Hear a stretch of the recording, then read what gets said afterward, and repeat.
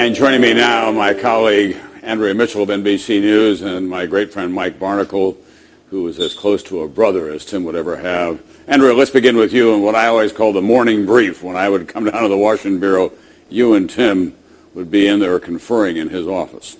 We would be huddling. He was a player coach, and Tom, as you know better than anyone, he would be calling me in the morning if I wasn't in there in person, if I was on the road. It was, Mitch, here's what we've got to do today. Here's what you should do. Here's the angle. You know, have you heard this? What have you heard? I mean, it was always sharing information. He was thinking beyond any of us in what the next angle was, and always the team, the NBC team, to be first, to be smarter than anyone else. He gave us ideas. I can't tell you how many mornings this year we've sat right here. I would be doing the Today program, doing the political wrap, then he would come out of it with a crosstalk with Matt Lauer or Meredith, and he would say, well, you know, here's what I think. And as Andrea was just saying, he was so generous. As host of Meet the Press, he always made us look better and smarter than we would have been without him. And as I said, I cannot imagine this campaign without him. I was thinking about Springsteen because when he was here this year, right down the road from me, was Tim, Maureen, and Luke, and nobody was into it more than Tim Russert. And Mikey, he had so much energy for everything, not just for politics. You spent a lot of time with him off camera. Tom, a few weeks ago, on the evening that Luke Russert graduated from Boston College, we had a dinner in Boston to celebrate Luke's graduation, and a few of the people in and around the Boston area who served as surrogate fathers to Luke while he was at school. And at that dinner, Tim stood up. There were about maybe 10 or 12 people there, including some of Luke's friends. And Tim told a story how earlier that day on the BC campus at Chestnut Hill, as Tim walked into the stadium for the commencement ceremonies, a Boston College campus police officer came over to him and said, I've been waiting for you to show up. And Tim looked at him and said, you have? And the campus police officer said, yes, I have something for you.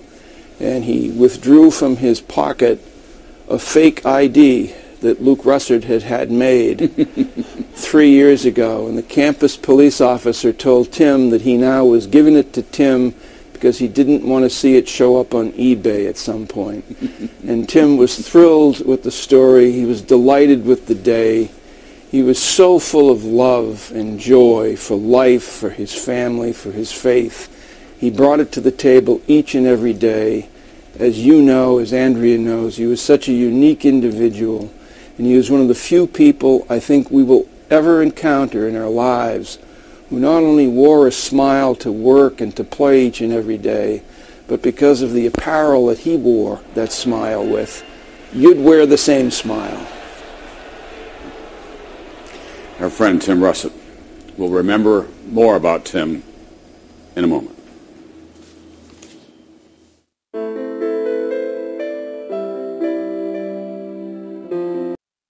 Most dads get a tie for Father's Day. Tim Russert's dad deserves something a lot better. Tim's book about his dad, Big Russ and Me, Father and Son, Lessons of Life, has been on the New York Times bestseller list for 4 weeks now. You better get him something nice, Tim. He, of course, is our NBC News Washington Bureau Chief and moderator of Meet the Press. Big Russ is home outside Buffalo, New York. Tim, Big Russ, good to see you both. How are you? Great, Thank you. Big Russ, let me start with you because I talk to your son way too often. Let me just ask you about your reaction to the popularity of this book. Are you surprised by all the hoopla? Yes, very much so. It's been really great the way it's gone over, and everybody's looking for him, and they're still looking for him. Are you surprised there's so much interest, though, Big Russ, in what you have meant to Tim's life, and so many people want to read these stories that are really very personal stories? No, I think, that we've been pretty close and everything, and the magazine or the book is something else. Tim, you have to be surprised a little bit. I mean, you basically wrote a story about what your father meant to you, and everybody wants to read it. You know, Matt, I have been amazed how it's resonated. And as I've gone around the country, people coming up and saying, this is my life. This is what my dad taught me. Big Tom, Big Mike, Big Fred, Big Pat, Big Joe, Big Jack. there's a sense in this country, a yearning for authenticity, for reality, reality TV. These guys are real.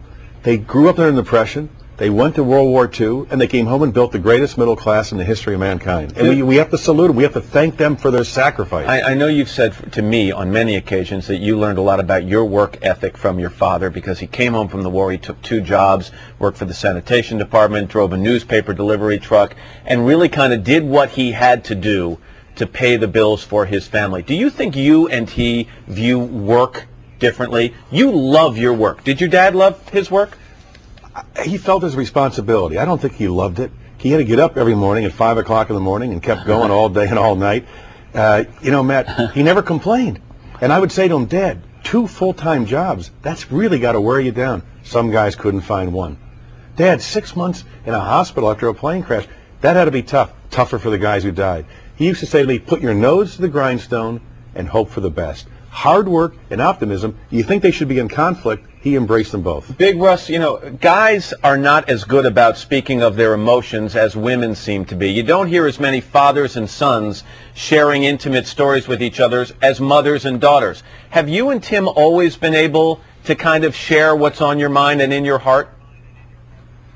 I think so, pretty much so.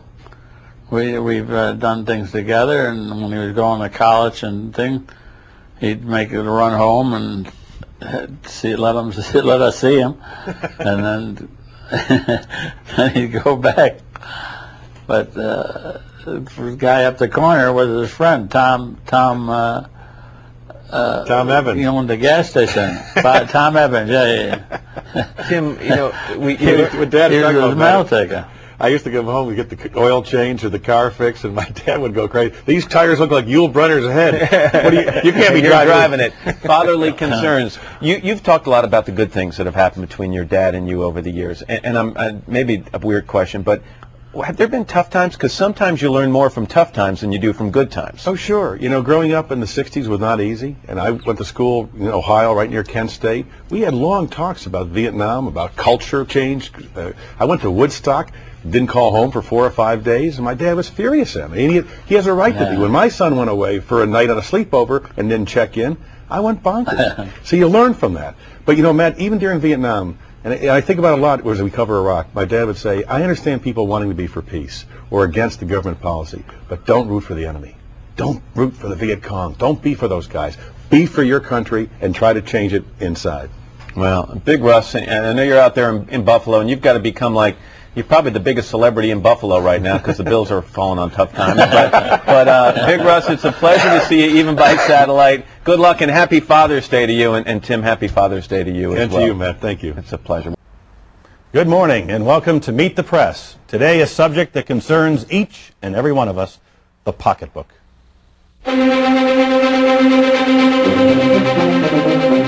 From NBC News, this is Meet the Press with Tim Russert. White House Chief of Staff John Sununu may be gone, and the President indeed has a new campaign team, but the economy remains sluggish. What can we do about it? Will a tax cut work? What kind? And most important, can Congress and the administration stop their bickering and agree on a meaningful plan of action?